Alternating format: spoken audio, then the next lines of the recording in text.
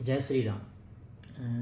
Income tax GST की दुनिया में आपका वेलकम है। आज का टॉपिक है time limit for issuing of credit note.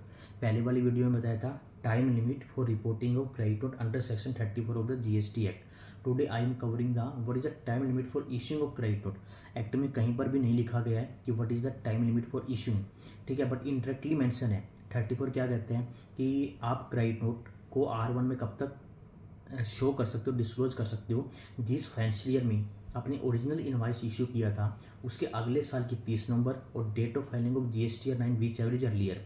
तो सपोज करो फाइनेंशियल 24-25 में इनवाइस इशू किया तो उसका क्रेडिट नोट अब 30 नवंबर 25 या 24-25 की ऑनलाइन मान लो आपने 30 नवंबर के बाद फाइल की तो विच एवर इज अर्लियर हुआ 30 नवंबर। तो 30 नवंबर तक आप सीएन को R1 में रिपोर्ट कर सकते हो।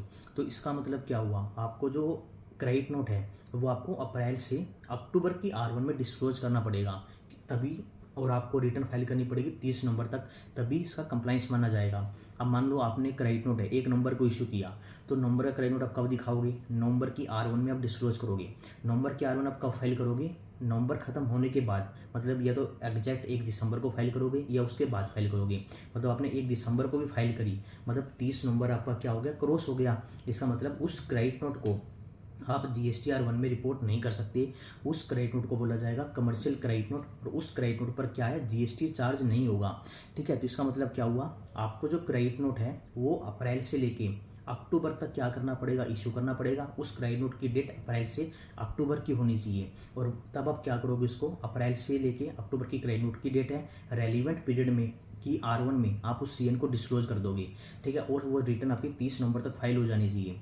अप्रैल, मई, जून, जुलाई, अगस्त, सितंबर, ये तो आपने मान लो अपनी 11 अक्टूबर तक सबमिट हो गई। अब अक्टूबर की आप R1 क्या करोगे, मोस्टली 11 नवंबर होती है, तो उसको 30 नवंबर तक आप सबमिट करके आप इसका कंप्लाइंस हो जाएगा। आपने क्रेडिट नोट मान लो इशू किया अक्टूबर में ही, ठीक है, बट अक्टूबर की ड्यू डेट क्या होगी आपकी 11 नवंबर। अगर आपने फाइल करी 1 दिसंबर को, अब इसका मतलब क्या हुआ, 30 नवंबर एक्सपायर हो गया, तो ये क्रेडिट नोट को आप R1 में रिपोर्ट नहीं कर पाओगे क्योंकि टाइम लिमिट एक्सपायर हो चुकी है। तो जो क्रेडिट नोट की जो डेट है वो आपको अप्रैल से क्या करनी पड़ेगी, अक्टूबर तक आपको इशू करना पड़ेगा। और अप्रैल से अक्टूबर में आपने इशू किया और उसको आपको 30 R1 में आप जो दिखाओगे सभी के सभी आपकी रिटर्न अप टू 30 नवंबर तक सबमिट हो जानी चाहिए, तभी कंप्लाइंस माना जाएगा। क्रेडिट नोट की डेट तो आपने सही रख दी टिल 31 अक्टूबर तक, बट आपने रिटर्न कब फाइल करी, 30 नवंबर के बाद, तो वो कमर्शियल क्रेडिट नोट माना जाएगा, उसको आप R1 में रिपोर्ट नहीं कर सकते, ठीक है। तो फाइनेंशियल ईयर अब खत्म होने वाला है, तो टाइम पर सीएन इशू करना है, टाइम पर आपको रिपोर्ट करना है। कोई भी डाउट हो तो कमेंट करके पूछ सकते हो।